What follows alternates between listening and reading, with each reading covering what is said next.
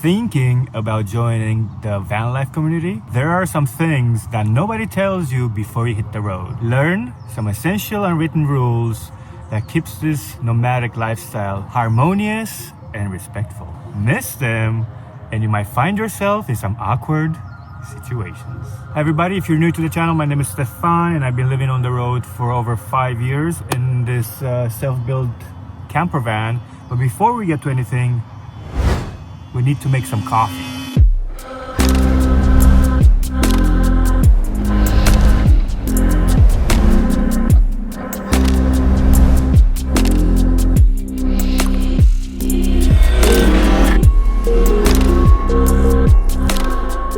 All right, that's much better.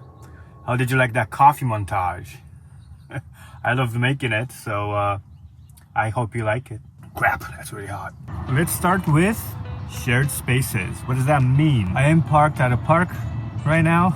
I always make sure not to hog spaces, not to park on 2 spots. I've seen way too many times people take 2 spots because they think they need the space, and that doesn't look very good for anybody parking in 2 spots. I know sometimes rigs are bigger, so if it's long and you're able to find and take 2 spaces long ways, I get it, but if it's sideways, it just doesn't look good. It's a shared space, it's a shared responsibility for us to look good on the road. That also applies at grocery stores, trailheads, scenic overlook spots, just any of the spots that you can. Try to be mindful of other people because it is a shared space. Campgrounds, it depends. They're all very different. Most likely you will usually get a spot. However, if you're dispersed camping, try to leave some space for people, give them some privacy. Most likely that's why they're out there. They need to be left alone. If it happens that you wave at each other and they want to talk and you want to talk, it's a different story. It's a nice thing. That's how you build community. But otherwise, I've been in places, especially in Joshua Tree, where I park pretty far away from the other campers. And I wake up in the morning and then somebody parked right next to the van. I don't get it. Parking as well, if it's on the street, that's a mistake that I've done myself when I first started van life. And I went on like side streets, nevertheless neighborhood streets, and I've seen other campers parked. I thought, hey, that's a great spot to park. I guess it's allowed or you won't get in trouble. But the problem is, it was so many that it just doesn't look good. And people that live in the buildings next to it, they probably also don't like it because they're paying an amount of money for those apartments while we get to park on the street for free. And I went a few times that week and I saw the same rigs parked in the same spot for a very long time. That's even worse. It's a great idea to be respectful. It's a great idea to move as much as you can. Some people have some rigs that they can't move, different situations. But if you do have a vehicle that can move, it's better that you have different spots around the area or pick different cities or different areas they can move to.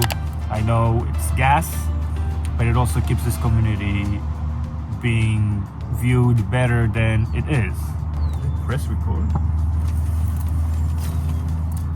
I did. I talked a lot on that one. It would have sucked if I didn't press record. I always forget to press record. On that note, I try to always keep my van looking respectable, clean on the outside at least, for the most part on the inside. But I've seen some rigs on the outside with duct tape, with plastic bags on their tail lights, no bumpers, things that don't look really good when you're parking in a neighborhood. That brings me to my next unwritten rule. Especially if you're boondocking somewhere, follow the leave no trace rules. What does that mean? We have these wonderful lands, BLM lands, National Forest lands, US Forest lands, that usually have some free camping. They all have a few different rules, but you can most likely be there for 14 days, if not more, in the US. However, because they are free, they don't really have a lot of resources to keep these places clean. Almost all of the places that I go to, I find trash. Some of them are better than others, but the problem is if they get trashed too much, they're just gonna close them.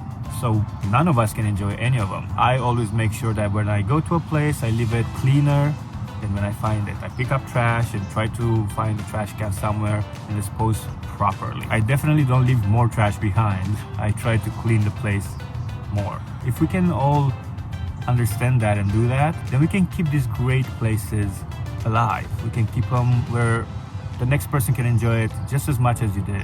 There are some places with some great views, some places that have a lot of quiet and peace that you can go to and enjoy. Which brings me to another rule, that dumping gray water, black water especially, on the street or even in these spots, it's really not that great. Somebody prior to me dumped some black water tank. I didn't stay there because it was a big area, but still, it's not, don't do it, guys. I actually did go to a spot one time which had signs everywhere, don't dump your gray water or black water tank. You could imagine people did it enough where they had to put those signs up. Find a dump station, they're not that expensive.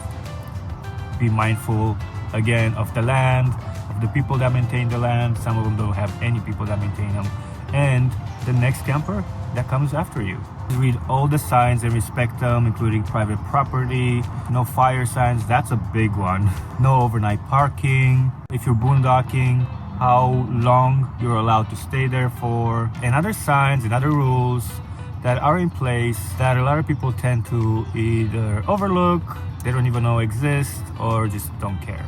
That being said, I'm not saying a lot of us don't care, because I'm sure we do. It's a good reminder to keep an eye on the places that we camp, because to be honest, I don't pay any rent and I don't want to get flagged or bothered by the police if I'm parking on the street. And I also want to be respectful to the neighborhood. You know, if I can park there for the night, it's sleeping somewhere for free for that night. That's a segue into how I park. If I park on the street, I usually go in at night, read all the signs beforehand, kind of fill out the place, try to stay away from cul-de-sacs or like right in front of people's houses if I can. If it's a residential neighborhood, I try to stay in the commercial ones if I can. Go in at night, park, sleep, maybe watch some Netflix or something, and then in the morning I leave first thing in the morning, like 6 o'clock, before anybody even wakes up to see that I was even there. Yes, I actually do like to wake up in the morning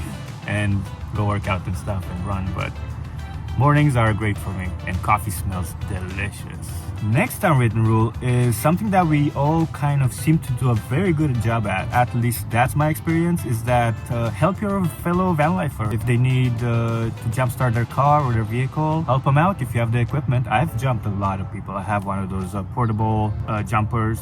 I'll leave the link in the description if you're interested. If they don't know how to change a spare, I'm not very good either, but I think I could manage. I would help somebody unless we don't have the equipment. You know, some people have big rigs and you need special equipment for that. We need to look out after each other. The reason I say this is because I recently had some problems with my van with the brake system. It works.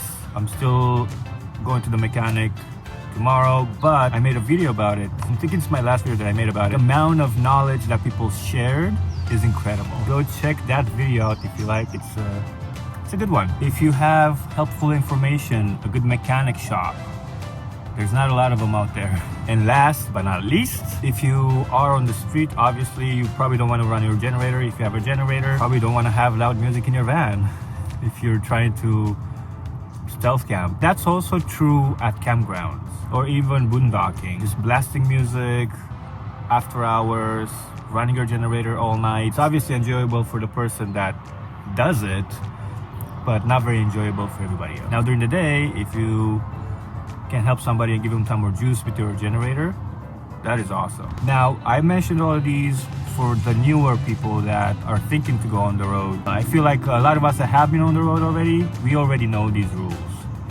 for the most part, and we respect them, you know, for the reasons that I listed before. That's it for me, guys. I just came up with it and I thought I would mention my take on my 5 years plus on the road. Don't forget to like, subscribe, comment, ask questions, share with your friends and family, and I will see you guys